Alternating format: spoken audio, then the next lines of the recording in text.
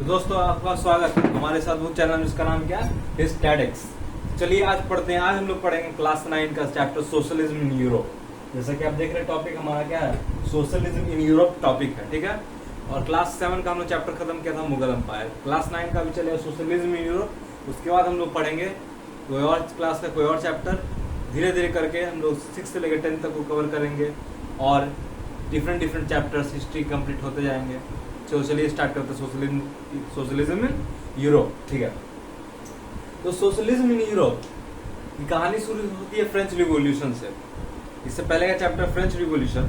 तो French revolution जिन्होंने पढ़ा या नहीं पढ़ा, तो मैं बेसिक बात फ्रेंच रिवॉल्यूशन को समझा देता हूँ ताकि आपको सोशलिज्म इन यूरोप समझने में कोई तकलीफ कोई दिक्कत ना हो, ठीक है।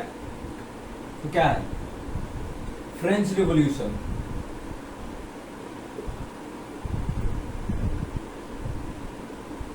किस साल हुआ था, किस ईयर में फ्रेंच रिवॉल्यूशन हुआ था बच्चों? 1789, ठीक है। फ्रेंच रिवॉल्यूशन करने का मकसद क्या था? मकसद था कि जो मोनार्की सरकार है, उसको गिरा के डेमोक्रेसी कहाँ लाया जाए? फ्रांस में लाया जाए। कहाँ डेमोक्रेसी लाया जाए? फ्रांस में डेमोक्रेसी। तो फ्रेंच रिवॉल्यूशन हुआ था 1789 में, फ्रांस में हुआ था। इसका मकसद था मोनार्की सरकार को गिरा के फ्रांस में क्या लाया जाए? डेमोक्रेसी लाया जाए, ठीक है। इतना क्लियर बात है। तो फ्रेंच रिवॉल्यूशन की चर्चा, जब फ्रेंच रिवॉल्यूशन हुआ और कामयाब हुआ, उसकी चर्चा कहाँ होने लगी? पूरी दुनिया में होने लगी। स्पेशली 2 कंटिनेंट जिनका नाम है यूरोप और एशिया, यहाँ ज्यादा सोशलिज्म की चर्चा होने लगी थी। कौन से 2 कंटिनेंट जहाँ पे सोशलिज्म मतलब फ्रेंच रिवॉल्यूशन की सबसे ज्यादा चर्चा होने लगी थी? Europe and Asia.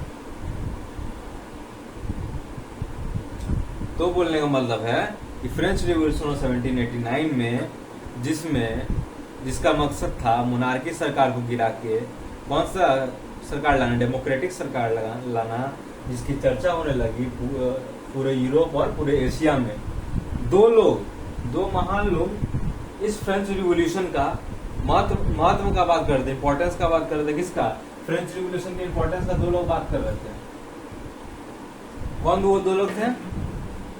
तो एक थे राजा राम मोहन रॉय,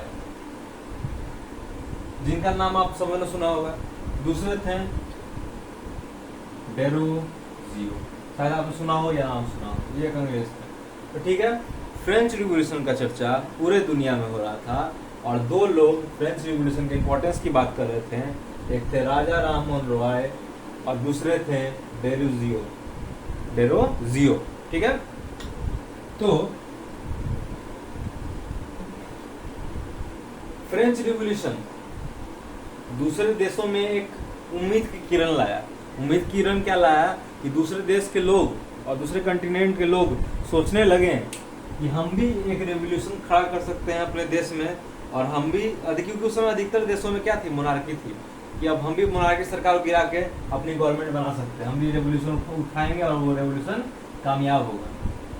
ये सब बात हो रहा था फ्रेंच रिवॉल्यूशन का पूरे विश्व में, पूरी दुनिया में। राजा राम मोहन रॉय, डेरोजियो बात कर रहे थे फ्रेंच रिवॉल्यूशन का, बात कर रहे थे कैसे हम लोग अपने देश में फ्रेंच रिवॉल्यूशन जैसा क्रांति ला सकते हैं और हमारे सरकार की मोनार्की सरकार को गिरा के अपनी सरकार डेमोक्रेटिक सरकार ला सकते हैं।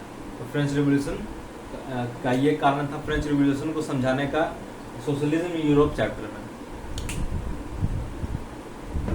तो कुछ लोग यूरोप में, कुछ लोग चाहते थे, मतलब सब चाहते थे मोनार्की सरकार हटे। तो कुछ लोग थे ऐसे लोग जो चाहते थे कि जो चेंज आए, जो कि मोनार्की सरकार को चलो चाहते थे एक बार हट जाए, एकदम अचानक से हट जाए। कुछ लोग चाहते थे स्टेप बाय स्टेप हटे, कुछ लोग चाहते थे हटे ही ना। तो ये 3 प्रकार के लोग इसमें थे शामिल। कुछ क्या है, चेंज इमीडिएट चेंज चाहते थे और कुछ क्या चाहते थे, कुछ चाहते थे स्लोली चेंज और कुछ चेंज चाहते ही नहीं थे। इनको तीन तरह के लोगों को 3 तरह का टर्म दिया गया है, जो कि अगली क्लास में हम लोग पढ़ेंगे। तब तक के लिए धन्यवाद। हमारे चैनल के साथ बने रहें, हमारे चैनल को लाइक शेयर सब्सक्राइब करें। Subscribe to statics. Thank you.